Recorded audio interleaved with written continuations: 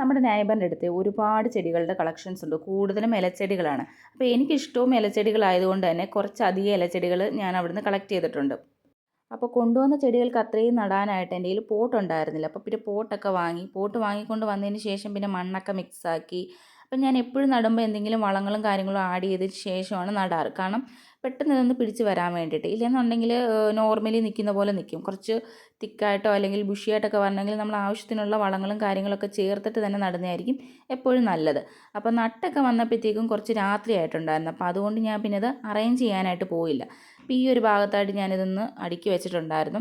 പിന്നെ ബാക്കി വന്ന മണ്ണ് ഞാൻ ഗ്രോ ബാഗിലും കൂടെ നിറച്ച് വെച്ചു. കാരണം നമുക്ക് ഗ്രോ ബാഗിൽ നടാനുണ്ടായിരുന്നു. പിന്നെ നെക്സ്റ്റ് ഡേയിൽ ഞാൻ ഇതെല്ലാം ഒന്ന് അറേഞ്ച് ചെയ്ത് കൊടുത്തിട്ട് അവിടെ കുറച്ചധികം ക്ലീൻ ആക്കാനുണ്ടായിരുന്നു ഈ ഇലകളൊക്കെ. കാരണം ഇതിൽ നിന്നൊക്കെ കുറച്ച് ഉണങ്ങിയ ഇലകളൊക്കെ മാറ്റി അങ്ങനെ ഫുള്ളായിട്ടൊന്ന് ക്ലീൻ ആക്കി എടുത്തു. അപ്പോൾ ഇത്രയാണ് എൻ്റെ ചെടികളുടെ കളക്ഷൻസ്.